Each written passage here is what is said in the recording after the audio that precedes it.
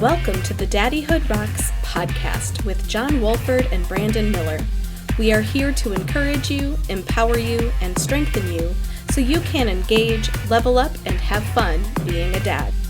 We are going to have guests, deep conversations, hilarious stories, and insights that will give you the strength you need so you can be the dad you gotta be. And now, here are your hosts, Jon Wolford and Brandon Miller. Welcome to another episode of the Daddyhood Rocks podcast. This is Brandon Miller with Jon Wolfie Wolford. We are so happy to be here with you guys. And whoever you are, super happy. What a privilege and an honor, Jon, that we get to, as often as we're able to, put out episodes to encourage dads everywhere to engage, to level up, and to have fun being dads. And it's something we're passionate about. Jon, doing this podcast, what does it mean to you? Man, I think we've talked about it before. It's easy to say, oh, we do this for fun, or we do this to help people, or which it is fun, but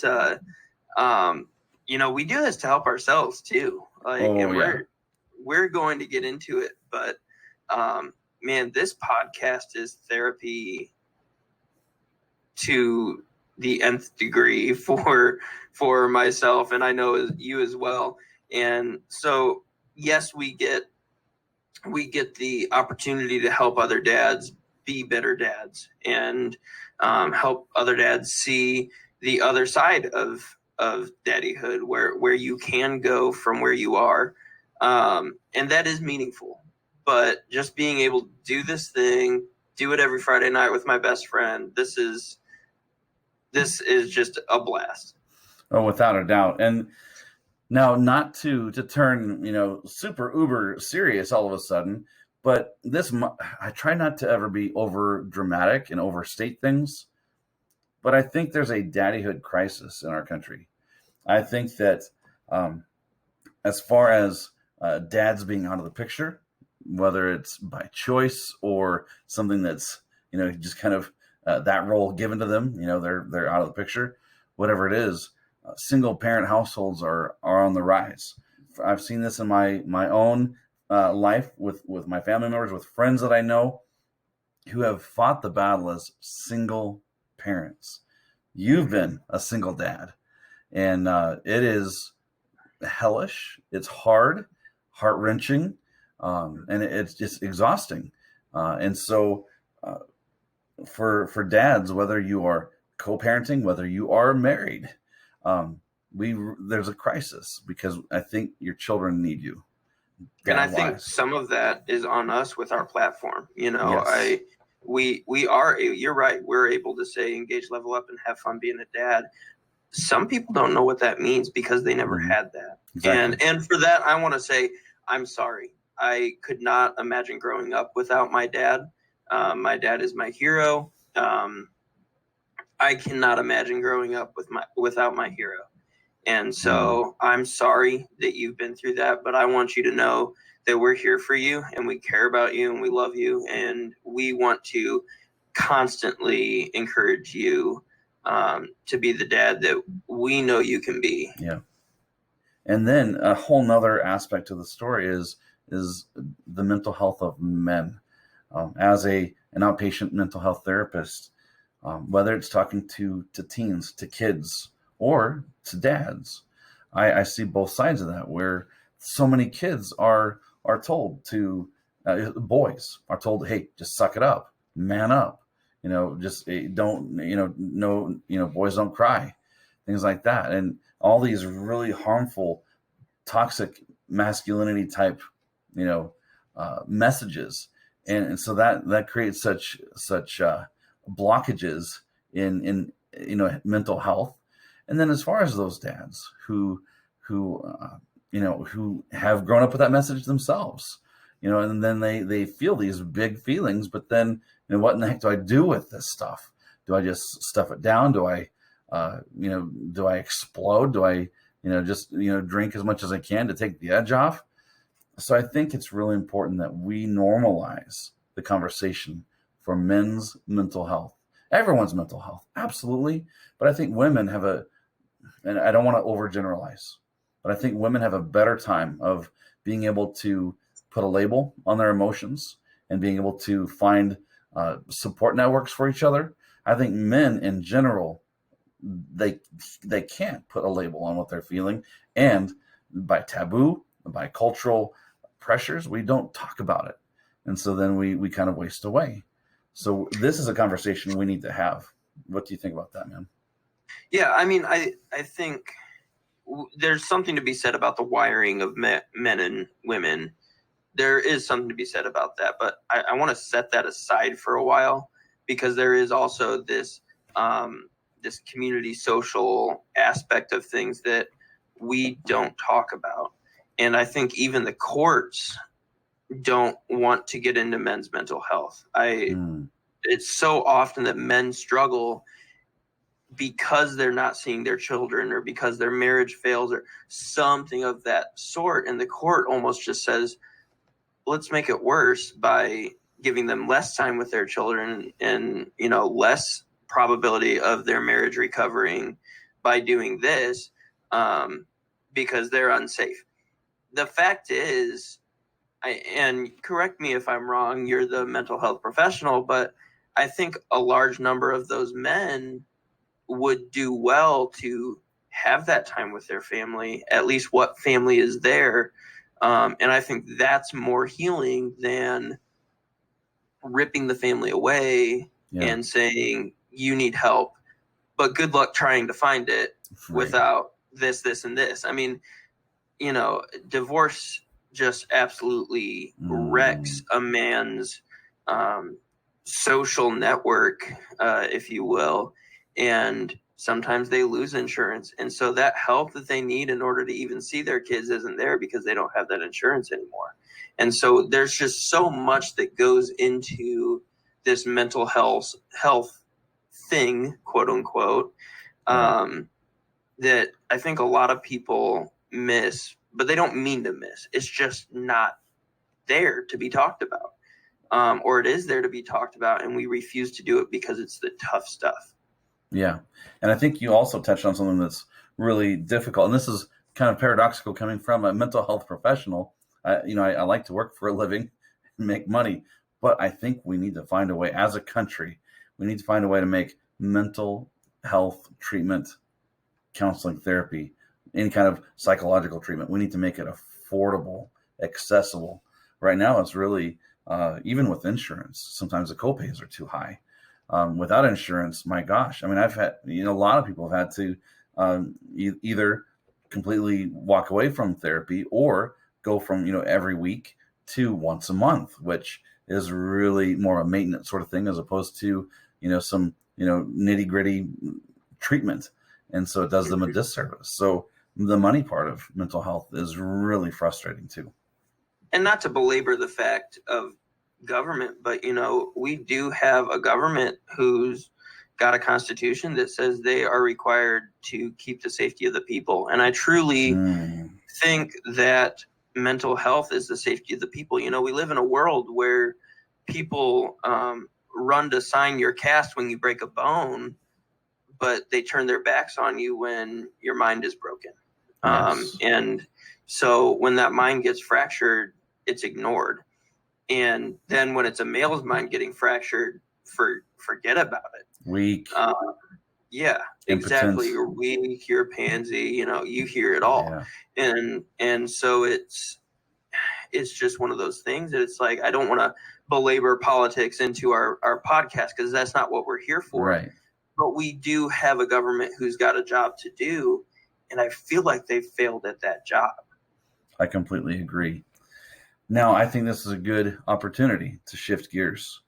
So I think the whole point of this episode, Jon, is to not to put us on the stage or in the spotlight, but further putting men's mental health on stage, center stage, to, like with any other conversations we've had on this podcast, is to inspire and to motivate.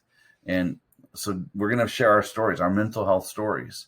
The good, the bad, and the ugly. I think there might be some tears on the way because it's painful stuff. And that's okay. We're going to sit in that. We're going to rest in that we're not going to run away from that, but we're going to use that as a springboard for the conversation, normalizing this conversation. So with that said, Jon, I love you, bro, and I so appreciate our conversations. We've talked about, the sign of a good friend is being able to have a ridiculous conversation and then seconds later have a super serious conversation. And on both sides of whether it's from me or from you, over the last several years in our friendship, we've had those conversations where things were pretty damn dark and really hard to navigate, where, it just the gray or the dark clouds were looming, and it was tough. And just the desire to keep living, it was hard to find. So I think back to those conversations with you, and I'm so thankful that we are both here, and that we are both able to use this as a platform, and that we're able to be dads, that we're able to be husbands. So with that said, Jon, the floor is yours. Whether you want to go chronologically or topically, however you want to do it, you're the boss of this thing. Jon, what is your mental health story?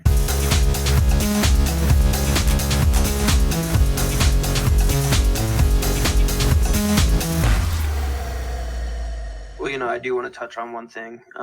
You talked about the last several years of our friendship, and I'm beyond thankful for it. But I can confidently say that through mid-2018, there were multiple conversations where I didn't know if I was going to make it through that conversation. And I have a feeling you were on the other side saying, I really hope he makes it through this conversation. Yes. Because it does get dark.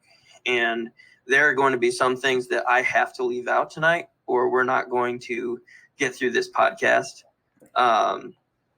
Or I'll touch on it and we'll leave it at what I leave it at. Because there's a lot, and there's a lot to digest. There's a lot that I've been through, a lot of very unique things that I have. But I'll start off. This will be both chronologically and topically, I think, because I think it's really important to know that I grew up in a Christian home in northern Indiana. I think that right there is the foundation of who I am now. But there's also some twists and turns along the way that kind of give me not so much a negative in my life, but definitely learning opportunities and growing opportunities in my life. So I grew up, I've already said my dad's my best friend, but growing up, he was an angry man. And so I grew up with that. I love my mother to death, also very angry. At times, it would almost become now that the conversation has shifted, what people could consider abuse and manipulation. I have a fantastic relationship with my mother now, and I would not trade that relationship for anything. I am beyond thankful for that. She was just at my house playing with my twins today. And it's because she and my grandma just decided to randomly stop by. So that's awesome. I want everybody to know that I don't want to belabor my Christianity either, because I think that there are many out there that are struggling that don't have that. But I truly believe that God healed my relationship with my parents. And because of that, we're able to get along today. I continued on through middle school, bullied consistently, endlessly. High school, same thing, to the point where I said, I am going to be the baddest dude here. And so I started listening to music that wasn't good, hanging out in groups that weren't good. I completely switched from wearing Jesus shirts every day to wearing South Pole and baggy pants. And here's this pasty white kid walking around mouthing off to anybody and everybody, getting into fights, et cetera, et cetera. That really, it's funny now, but that really set me up for where I was going to go in the future, as far as my dark roads went, because that didn't give me a healthy outlet or a healthy path to take in times of darkness. I didn't have those coping measures, because I chose not to learn them. I chose to use this kind of dark, horrible group, quite frankly, that I was caught up in. They were my coping mechanism. And because of that, I didn't have coping mechanisms in the future, and we'll get to the future. I met my ex-wife in 2010 at a Notre Dame football game. We were both ushers there. I still love Notre Dame. Don't worry. But we were in a really a fantastic relationship from the get-go. In 2013, early 2013, we found out that we conceived our first son completely unexpectedly. Not completely. I mean, obviously something has to happen, but what is that, John? We'll talk about the birds and the bees another time. Oh, okay. Thanks. But relatively unexpectedly, we conceived our first son, and so he was to be born November 10th, and we got married October 26th, I think. Glad I remember my anniversary now. But anyways, lucky you, yes. Yeah. But anyways, we got married sometime in October, right before he was born, on November 4th. And it was a good marriage. It really was. In 2015, I decided I was going to join the military. And so I joined the United States Army, and I was a badge chaser from the get-go. I wanted to be in the airborne unit so that I could wear wings on my chest. So any job that I picked had to have airborne attached to it. I had the opportunity to pick, I could have been a cryptologic linguist. I mean, I had good grades in school. I was intelligent. My ASVAB score, which for those of you that don't know, is kind of your entrance test into the military. It was a 98. And I think a perfect's 99 or 100. So I had any job I could be, and I chose to be an artilleryman that jumped out of planes for a living. And that's where things start to get dark, really dark. I went through basic training. My son has a liver condition, and that's really why I went into the military, was for the health insurance for him.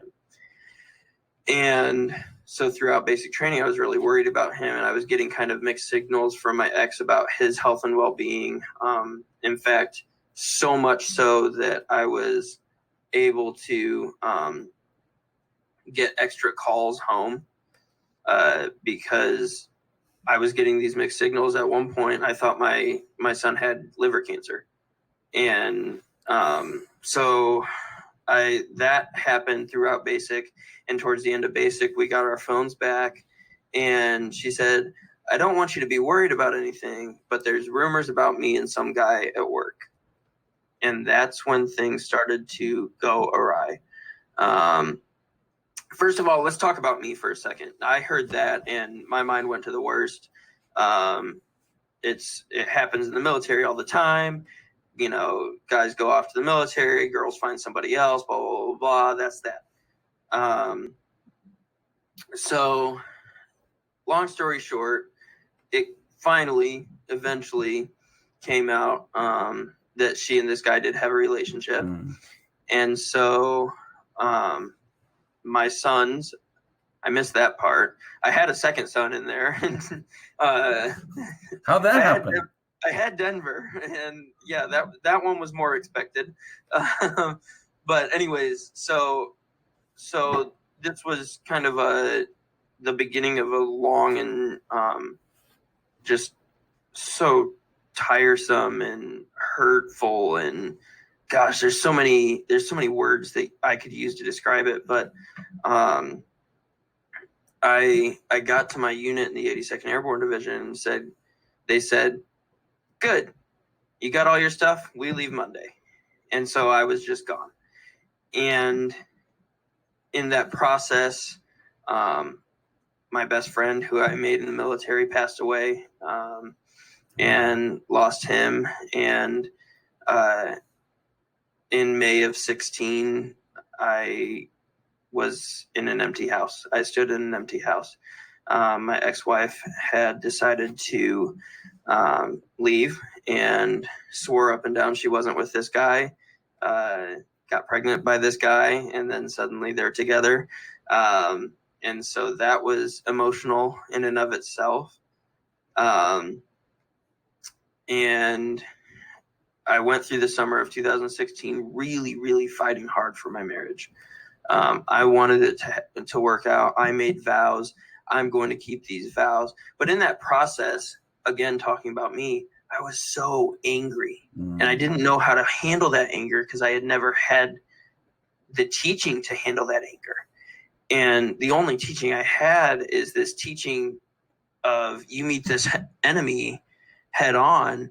And so I've said it before, the Army does really, really good at teaching you how to handle combat. It doesn't do so good at teaching you how to handle your relationships. And I think that's why we see such high divorce rates in the military,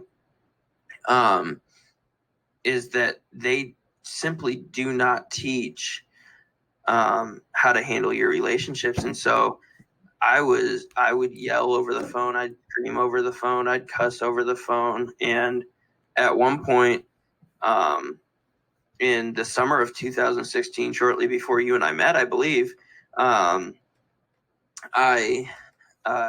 put a gun in my mouth, and I said, not only am I going to pull this trigger, I'm going to send this picture of the gun in my mouth to my wife to know what she's done to me. And first of all, gents, let's talk about that for a second. Horrible decision, and a decision that would haunt me through my custody battle as well.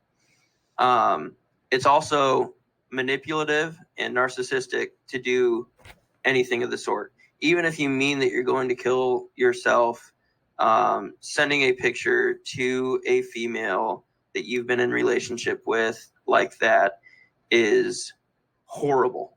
It is without a doubt manipulative, and it should never be done. So if you're thinking about sending a picture like that, don't do it. There are better ways. Please seek help, seek counseling immediately, because you can be freed of that mindset, but it takes work. And I know that for a lot of us, for me included, it came with not having those coping measures as a kid and that suck it up style of life as a kid, as a male child. But I want to throw that out there that that's not normal. And so, anyway, as I get off on that rant, that really started things downhill for me. I got psychiatric care, though, finally in the military. And I was able to deal with some things from my childhood, from stuff that had happened in the Army, from my marriage, losing my boys. That really did help. And then August of 16, we were going to get, quote unquote, deployed to JRTC in Louisiana, which is the Joint Readiness Training Command. Basically, we were training for a deployment, and we were going to jump into Fort Polk, Louisiana, and we were going to conduct a 30 some odd day exercise there. That jump nearly took my life. I fell out of that plane doing just fine. A gentleman landed on my chute, wrapped it up, tied it off, and I hit the ground at approximately 53 miles an hour. And I fractured my spine and knees, and largely all the injuries went ignored by the military. In fact, one injury wasn't even found until I was doing my medical stuff for the VA. the VA found it on an MRI actually and said, "Did you know that you had a fracture in this vertebrae?" No, I did not. Thank you for telling me. Wow. So that happened. And then later in 2016, I meet this guy named Brandon Miller. I'm so sorry. It was rough. What a crazy chance. I want to talk about this for a second, because this is truly, and I mean this, one of the biggest moments, biggest, brightest spots in my life. One where I can definitely see that was a big turnaround for me. Like, I was in a really dark spot. That was a big turnaround for me. And I think we had commented on something that was the same on a Christian pipe smokers group. And we hit it off, I'd say, pretty rapidly. Yeah, like, we just absolutely became friends, and that was kind of that. And it progressed to this brotherhood. And when I had nobody, and I truly mean nobody, I had Brandon Miller. And so thank you, bro, for being there. I don't think it was chance. No. I definitely believe that it was commissioned by someone greater than I. Yeah. But man, you have been there every step of the way, through thick, through thin. So thank you for, what was it, October 2016? I think it was. It was sometime in the fall, yeah. I think it was. Because I believe I was watching a Notre Dame game when it happened. But I knew you needed some rescuing, so. That's right. Yeah, something like that. That season, yes, I definitely needed rescuing. But no, thank you, man. Because I truly, when I look back at all the turning points in my life, there is a turning point named Brandon Miller. And so I love you, man. This is where the tears might come. Hold on. I got this. You do. But who's going to cry first? I don't know. But yeah, that turning point named Brandon Miller is so bright. And I love you, man. So I love thank you too, you, bro. Absolutely. Yeah, it's so interesting because I never would have imagined myself being involved in a Christian pipe smokers group, and yet yeah, kind of going the Sherlock Holmes vibe, and I thought, hey, what's better, a Christian pipe smokers group? C.S. Lewis, J.R. Tolkien, they smoked pipes. Why not? And then lo and behold, there's Jon Wolford, and yeah, I think our similar senses of humor, and I think our spiritual beliefs also tied in there, and then just I don't know, it seemed like it was just kind of this perfect storm as far as just this opportunity to start making a connection, just absolutely, out of the blue. Absolutely. And cherry almond pipe tobacco is still my favorite. Awesome. Very cool. So anyways, the last part of my story can be shortened up quite a bit. 2017, I got back from leave. I was Christmas leave with my boys, and I came back and realized I didn't know when I was going to see my boys next. I'm a mess. There's something wrong. I didn't know when I was going to see my brand new girlfriend next. There's something wrong. I'm a mess. And I kept telling my unit, I need to get to my chaplain. I need to get to the chaplain. They kept saying, no, you don't need to go now. You don't need to go now. You don't need to go now. And one thing led to another. And there was a firearm in my trunk. And I fully planned on using it that day, but for some reason texted a buddy from church, told him what was going on, and he called my unit and said, you have a soldier that needs to get to the chaplain. And I was actually hospitalized for 15 days. Okay. And this 15-day hospitalization is what makes this podcast, I think, because it turned around my life. But for this episode specifically, I want you to know it's not bad. I think there's this stigma toward being hospitalized for mental health. But if I wouldn't have been hospitalized for mental health, we wouldn't be making a podcast. In fact, I wouldn't have my twins. I wouldn't have my wife. I wouldn't have my stepdaughters. I would be dead if it wasn't for that hospitalization. And so if you're struggling tonight and you feel like you need that, please take that opportunity. I truly mean that it is an opportunity, and it's something that's going to make you better.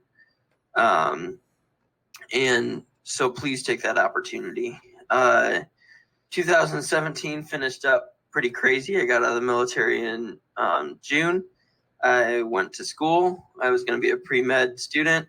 I did that for a couple years and then decided that nursing was my gig. Never thought it would be. I always swore I'd never be a nurse. And now I'm less than a month away from graduating as a nurse. So that's just awesome. Things went crazy. The girlfriend that I spoke of prior, she and I broke up. I had another breakup in there as well.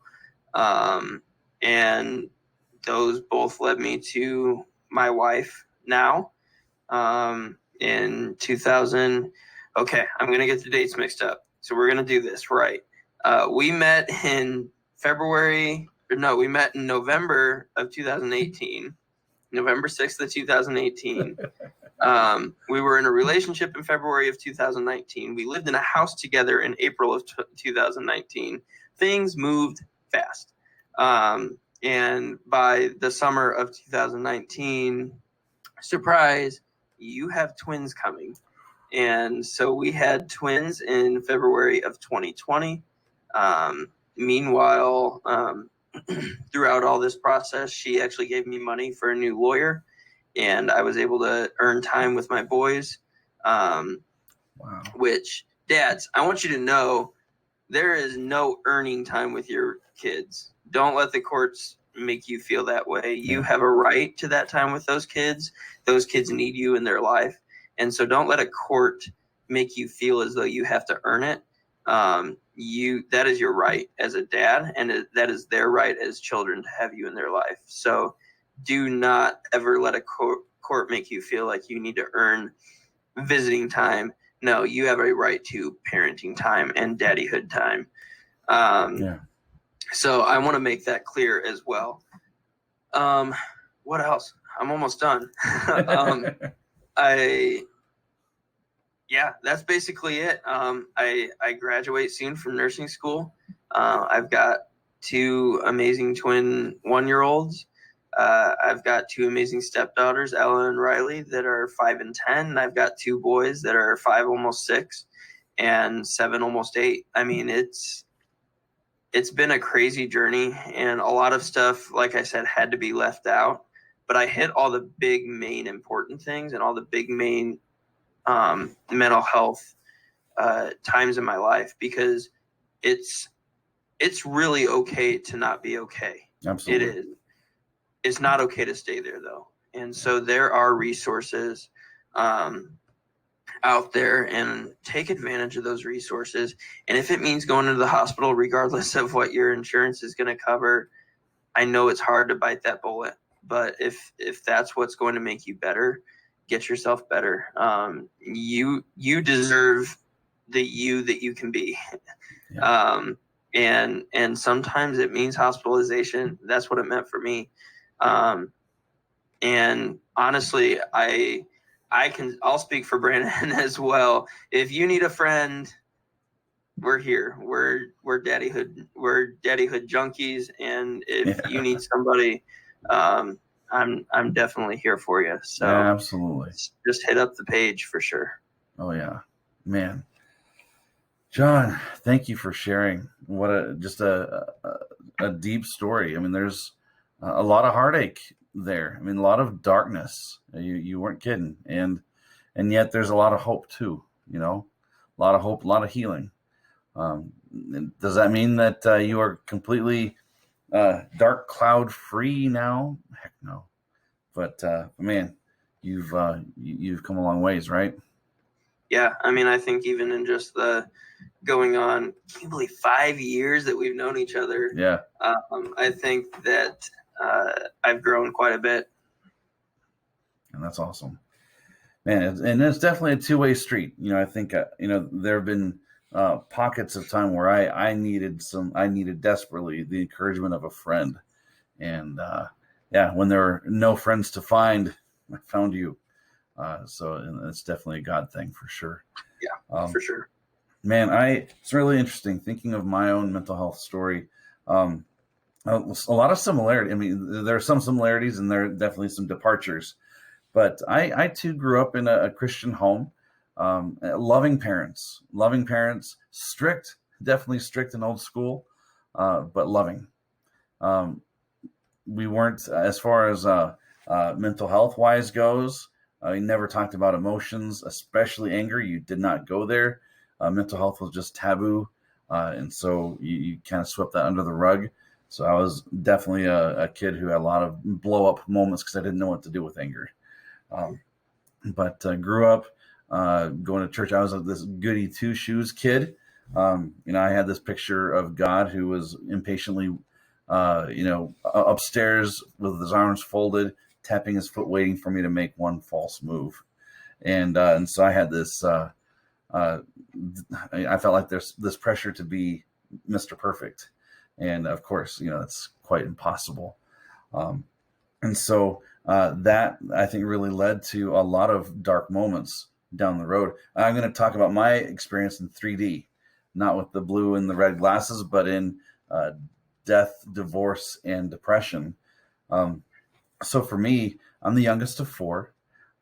Definitely a mama's boy, even though there were some strained moments, and my mom was a very intense woman, 4'10", but exuded 10 foot tall, as my dad would say. So the freshman year of my college experience, my mom died. It was a couple days before my birthday. She had a massive stroke, and so normally a stroke will affect one hemisphere of the brain or the other. It took out both hemispheres. And so she died 1 hour before I turned 19, and my world crashed. And so at that time I had a girlfriend, and so we, even looking back through those times, people didn't know, including her, didn't quite know how to handle someone who was going through grief, because grief is hefty for the person experiencing it, and it's really hefty and confusing for the people around the person who is grieving. And so looking back, there were a lot of things that were said, probably unintentionally, that were very hurtful during my grief journey. But yeah, that was tough. That rocked my world. And shortly on the heels of that, I was so afraid of being alone. So in the midst of my grief, I proposed to my girlfriend, and so we got married. When we were both 20, and so super young. A lot of baggage, a lot of just religiosity, and so we didn't have a whole lot of real world experience, not a lot of real world give each other grace sort of stuff. We were both very much the hey, we better do life by the book, and we better have our noses clean and do everything right. So there's this, with my relationship, or with my understanding of God, with my marriage, there was this pressure to somehow be perfect, and I struggled to live up to that very much. So, so death first, that was really hard, and that set me back quite a bit. Got married, and we had been high school sweethearts. My girlfriend and I, we had the same kindergarten teacher, which was really wild. But then she moved away, and then through the last 3 years of high school, we were pen pals, and then we ended up going to college together. It was a great love story. It was very cool, and I think we both had taken we had a lot of pride in that. It was just kind of a beautiful thing. But we got together, experienced the loss of my mom, and then eventually got married. And right off the bat, we had struggles, just as far as criticism and defensiveness, as far as just some places where neither of us were quite perfect at all. So fast forwarding about 11 years later, we ended up getting divorced. And now I want to say this: it takes two people to make a marriage work, and it takes two people to bring about the downfall of a marriage. So I'm not throwing my ex-wife under the bus. I think neither of us really had any business getting married in the first place. Neither of us. And a mentor of mine even told me before she and I got married, he took me aside and said, you shouldn't be marrying her, and you shouldn't be marrying, period. And I totally disregarded what he said. And of course, 11 years later, things didn't end up so well. And a lot of things had happened that were really painful for me. And so just as far as, there was a friend of mine who became a really good friend of hers. And that was really difficult to see that, and I don't want to belabor that. But basically, I was traveling for the holidays, trying to give us some space because things were really tense. And I came home to an empty apartment. And then from there, we were separated for a handful of months, and then we were divorced. And during that time, so death and then divorce, and then part of my depression, which actually spans that entire time, going back even to my young childhood days, with some abuse, some sexual abuse that was really hard to even bring to the forefront of my mind. But I think that painted the picture for me as far as my own mental health goes for my entire life. So death, divorce, and then depression. While we were, my wife and I were kind of in that limbo state of, separated, waiting for our divorce. I had a job. I got to work from home. It was the best paying job I'd ever had. Got to work from home. I became a hermit. I was so depressed. I didn't want to see anybody. I didn't want to really reach out to anybody. And so it was one of these times, because I come from a long line of bootleg and hillbillies.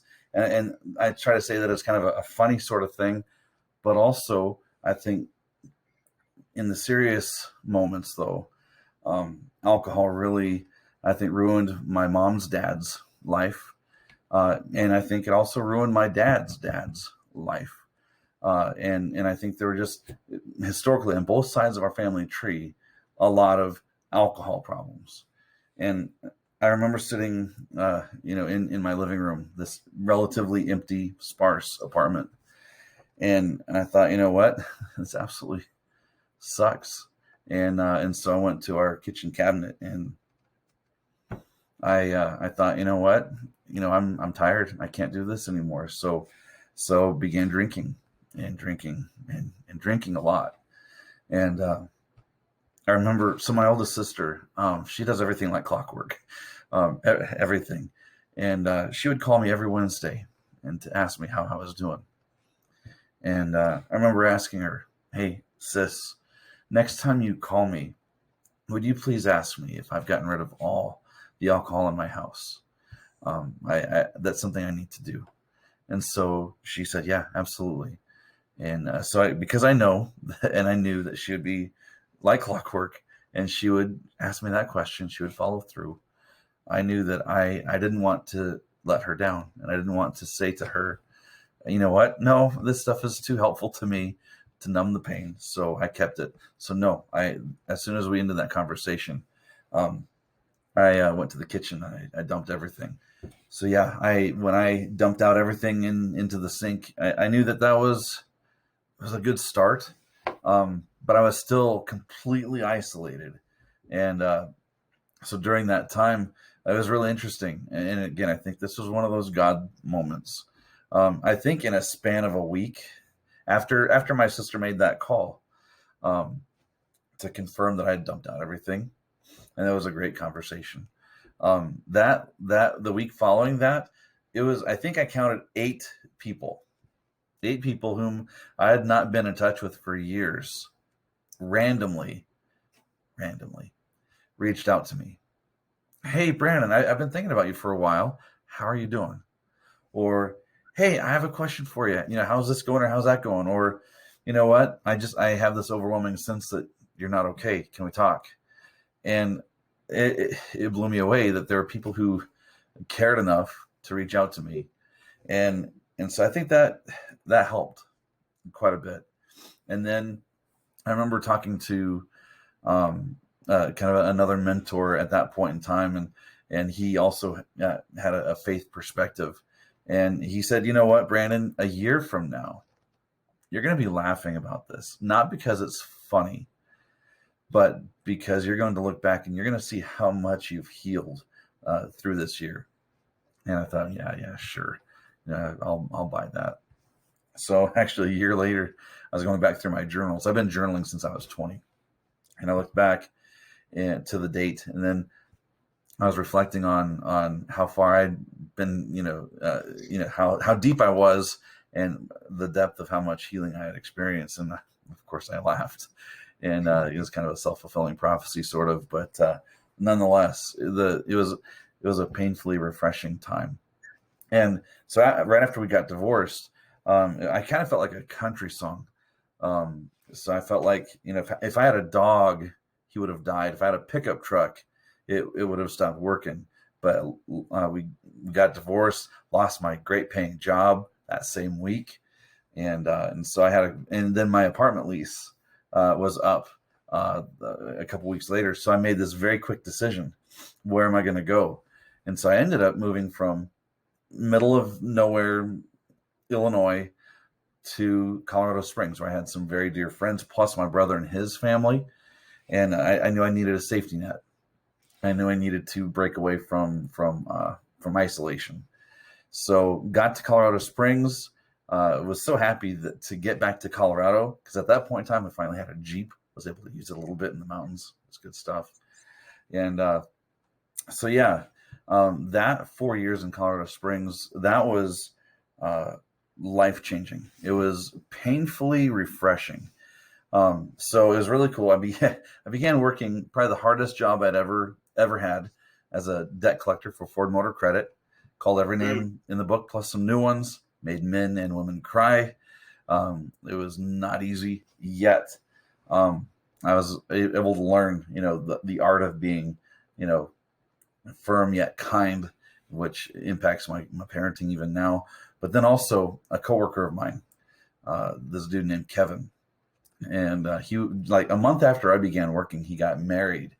And so he and his wife were a little bit younger than me, but we hit it off. And so we and two other people, and maybe three other people, we actually began this sort of thing. I wouldn't call it a Bible study, but we would get together at the most amazing coffee shop in Southern Colorado Springs called Hagia Sophia, and great coffee and great food. But we would meet every week, and we would talk about life. We would talk about philosophy, spiritual things, about the Bible. We talk about mental health. And that was the first time. Remember, prior to that point, all of that was taboo. I never went there until those 4 years, talking about what it meant to be depressed, being able to put a label to it, and being able to say, you know what, I'm really dealing with depression. It really sucks. And so that was the first time where I felt free and confident to seek out a mental health professional. And so got therapy and actually got onto an antidepressant. And that 1-2 punch was a lifesaver for me. It was phenomenal as far as helping my brain work the way it was meant to work, as far as just being able to handle things. And the therapy helped, not to be biased as a therapist, but therapy helps you to sort through stuff, gives you that second set of eyes. And so that was huge. So that group of friends there in Colorado Springs, the most life-giving experience I've ever had in terms of a group of friends. And then came to a point about 4 years later where I thought, you know what? So I started my own editing and writing voiceover business. And I thought, you know what? I really hate working at Ford Motor Credit. I don't want to work here anymore. I have the opportunity to begin my own business. So I did. And with that, the realization was I can live anywhere and do my work. So I chose to, oddly enough, and I'm asked about a lot now, but I moved back to middle of nowhere, Illinois, and because I had some friends there that I had connected with, so it was really odd trading in mountains for cornfields again, but that was great. And then a short while later, about a year later, I remember. So I was kind of wanting to get back into dating, and so I, by the advice of some people, I put together a not a rubric, but a preference chart, a non-negotiables list and a negotiables list. And I remember telling my dear friend there in Illinois, in Ottawa, Illinois, I said, you know what? If I don't ever find someone who matches these things, I'm okay being single the rest of my life. I'm not going to settle, not going to compromise. And so that was kind of my mindset, and that was great. Independent of that, in probably about 2 hours north of where I was living, my now wife, Kara, she had gone through a divorce, and she had she'd gone through a very, really amazing healing experience as well. She made a rubric, so I even had like heck knows, gotta haves, would like to haves, and so it was very detailed. And her best friend said, no way are you going to find someone who matches this. And so lo and behold, and she was fine. Hey, if I don't meet anyone, that's fine.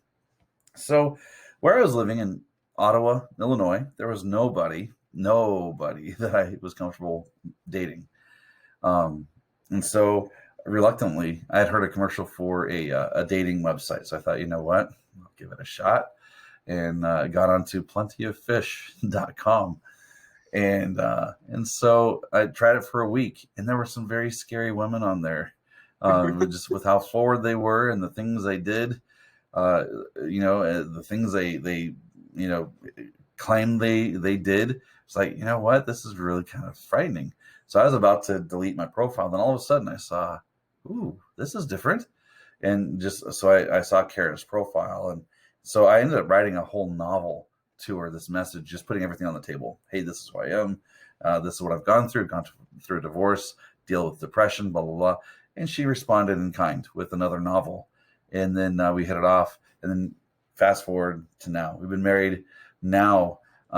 We just hit our 9-year mark of being married, and we have 2 amazing boys, 8 and 6. And best thing that's ever happened to me. And it's awesome being in a spot where we can talk freely about mental health, and being able to be advocates for those who are suffering with mental health illness, mental illness, being able to just to encourage each other.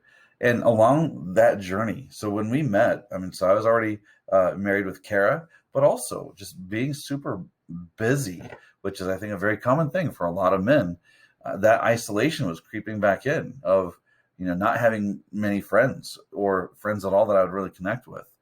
And so a hobby of mine that had really kind of stuck around from those Colorado Springs years was smoking a pipe. And so I thought, yeah, this is cool. Browsing through groups on Facebook, what, a Christian pipe smokers group? That's odd. So jumped in, and like, dude, there's this guy, I think in his car, smoking a pipe, making a video talking about Jesus and talking about mental health and something else. So I thought, you know what, this guy, I really should introduce myself and just talk to him. So reached out, and I think that's how we met, actually. Okay. But yeah, it was just one of those things, and it was friendship. I think there should be another episode just about men's friendship, because I think it's a lost art, and it's something that's vital, and it's brushed under the rug, because I think there's a lot of unnecessary taboo thoughts about friendship. But that's my story. So yeah, 3D: death, divorce, and depression, and yet there's also healing. You don't get over that stuff. You work through it. You evolve and change. You grow through it, and it makes you who you are. And I think it strengthens you, and it becomes a springboard for encouraging and blessing other people. So that's my story, man. That's amazing. Man, I'm so thankful for you. One thing I didn't say, and I'm going to cry. I promise you I will cry when I say this. One thing I didn't say in my story is, we alluded to nights that maybe you thought I wasn't going to make it, or I thought I wasn't going to make it. there are nights that I think back and I think I definitely wouldn't have made it. And if it wasn't for you, man, I wouldn't be sitting here making a podcast with you. I wouldn't be holding my kids. I wouldn't have just played outside with my stepdaughters. I wouldn't have switched my cable from cable to YouTube TV today. A shameless plug. But man, that turnaround that I talked about, that's a real thing for you. There's a few, but one of them truly is named Brandon Miller. And I am a better man, I'm a better friend, I'm a better husband, I'm a better dad today because of you. And so thank you for being my best friend. Thank you for sticking with me through the worst, because I know the worst was pretty bad. It was scary. It was really scary. But thank you. Yeah. And I mean, with the bottom of my heart, and yes, you're right, it's taboo. Guys don't say it nearly as often as we do, but I love you, man. Yeah, I love you too, bro. Absolutely. Yeah, everybody needs that friend who they can be weirdly sexual with and then turn it around and talk about talk about serious things. But dude, and the whole the interpretive dancing that we do off camera, that's something else. Well, the collapsible pole that you got for your office, dude, it is the best thing ever. You're a punk. But I think this entire episode is us trying to tell you exactly what I said earlier. It's okay to not be okay. Yeah. But the biggest part about that is it doesn't stop there. It's not okay to stay not okay. And so whatever that means for you, become okay. And if that means seeking out therapy, seeking out a friend, seeking out me, you can seek out me any day. Me too. Brandon as well. Yeah. Brandon's the pro, but I'll at least help. John's better. But no, please reach out to whoever you have to save you. And I couldn't live with myself knowing that one of my friends or brothers or anything like that was struggling and I didn't know about it. So our doors are open at Daddy Hood Rocks podcast for any mental health struggles. It doesn't have to be just depression. There's so much that goes into mental health. Yes.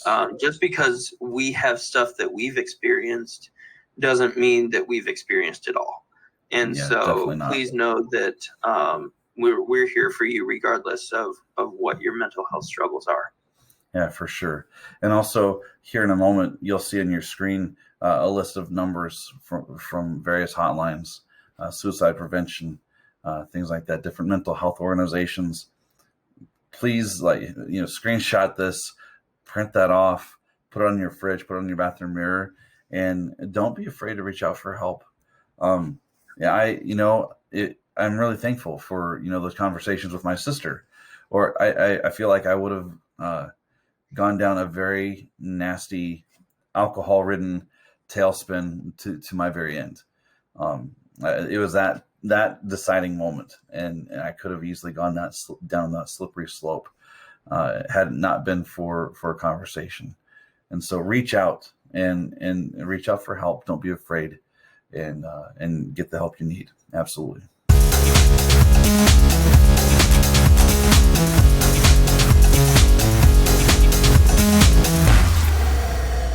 And I want to also put emphasis on the numbers that you'll see. We will have a graphic on our Facebook, Instagram, and Twitter. I will ensure that is there with those same numbers. Yeah. And I will do my best to every once in a while throw that out there, because you might not be going through something now. It might be down the road, but those resources are always there to help. And so we will make sure that we keep up on updating resources as we find them, and putting out that information for you. Yeah, absolutely. Absolutely. Man, so we were not expecting this episode tonight. We had another guest lined up, and we sure hope that guest is able to join us another time, because every guest brings something powerful. And yet I think it was really important that we had this opportunity to share our stories. Because I think even if it's just one person that can be encouraged by this conversation, by your story, by my story, by our really uncomfortable talk about poles and dancing and all that, if that encourages you, then maybe you need some other sort of help. I don't know. But man, we are so thankful for you as our listeners. This has been just a really wild ride. It's been an exercise in flexibility for us in terms of technical difficulties in just in working with guests. But it's been an awesome ride so far, and it's only getting better. And so we're going to continue moving forward. Last day of season 1 ends on Father's Day, which is kind of a cool thing. And then starting back up in the fall at the end of August, that gives us some time to kind of reload and to continue to improve for you guys, whoever's listening. So in all of the social media platforms, Twitter, Instagram. I feel so old. Yeah, Twitter, Instagram, Facebook, of course, YouTube at BK Miller, wherever you're at, and any wherever you find your favorite podcasts, go there. Whether it's Anchor or iTunes, or if it's Google podcasts, Spotify. I think we're actually on Pandora too. But go where there's podcasts. You're going to find the Daddyhood Rocks podcast there. And we're here to give you a boost. And not just to help you to engage, level up, and have fun, but to be able to live life and to help live it to the full. And to help motivate you and inspire you to keep on moving forward, no matter what is weighing you down, whatever is getting in the way of you being the dad you need to be. John, any last words? I'm thankful for this time that we've gotten tonight. And like you said, if it reaches even just one person, great. But this is going to be an episode that we look back on seasons from now and we go, this is why our podcast is what it is now. Yeah. Because we're really quick to have our fun with it. But I think it's really important for us to just sit down and have these very serious conversations, because if we don't have these, who will? Absolutely. And so I'm so thankful for the opportunity that we got tonight. Yeah. John, from the bottom of my heart, thank you for being my best friend. Thank you for being my podcast partner. And thank you for just being along for this journey, and not just the podcast journey, but for this journey called life. And so, I'm so deeply grateful for you, and for your beautiful family too. So with that said, we believe this from the bottom of our hearts as well, that beyond the shadow of a doubt, Daddyhood rocks.